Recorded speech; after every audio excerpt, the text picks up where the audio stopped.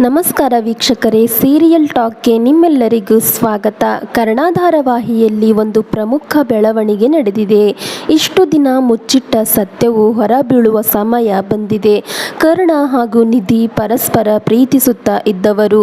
ಆದರೆ ಕರ್ಣನ ತಂದೆ ಮಾಡಿದ ಮೋಸದಿಂದ ಒಂದು ದೊಡ್ಡ ಆಘಾತ ಉಂಟಾಗಿತ್ತು. ಕರ್ಣನು ನಿತ್ಯಾಳನ್ನು ಮದುವೆ ಆಗುವ ಅನಿವಾರ್ಯತೆ ಬಂತು. ಈಗ ಆ ತಪ್ಪನ್ನು ಸರಿ ಮಾಡುವ ಸಮಯ ಎಂದೇ ಹೇಳಬಹುದು. ಧಾರಾವಾಹಿಯಲ್ಲಿ ಮುಂದೇನಾಗುತ್ತದೆ ಎಂಬುದನ್ನು ಕಾದು ನೋಡಬೇಕಿದೆ. ಹೌದು, ನಿಧಿ ಹಾಗೂ ಕರ್ಣ ಪ್ರೀತಿ ಮಾಡುತ್ತಿದ್ದರು.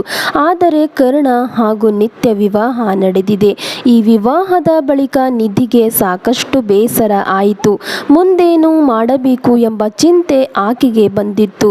ಕೊನೆಗೆ ಕರ್ಣನು ಮುಂದಿನ ದಿನಗಳಲ್ಲಿ ಅವಳನ್ನು ಮದುವೆ ಆಗುವ ಭರವಸೆ ನೀಡಿದನು. ಈಗ ಆ ಸಮಯ ಬಂದಿದೆ ಅಂತಾನೆ ಹೇಳ್ಬಹುದು. ಕರ್ಣನು ಮತ್ತೊಂದು ಕುತಂತ್ರ ಮಾಡಿದ್ದಾನೆ. ಈ ಕುತಂತ್ರ ಸಣ್ಣದಲ್ಲ, ಅದು ದೊಡ್ಡ ಕುತಂತ್ರವೇ. ನಿಧಿಗೆ ಬೇರೆ ಮದುವೆ ಮಾಡಬೇಕು ಎಂದು ಆತ ನಿರ್ಧರಿಸಿದ. ಈ ಬೆನ್ನಲ್ಲೇ ಅರ್ಜುನನ ಗಗನ್ ಚಿನ್ನಪ್ಪ ಕರೆ ತಂದನು. ಇಬ್ಬರು ಮದುವೆ ಮಾಡಬೇಕು ಎಂಬ ಪ್ರಯತ್ನ ನಡೆಯಿತು. ಇದನ್ನು ನಿಧಿಯೇ ಈಗ ಬದಲಿಸುವ ಸಮಯ ಕೂಡ ಬಂದಾಗಿದೆ.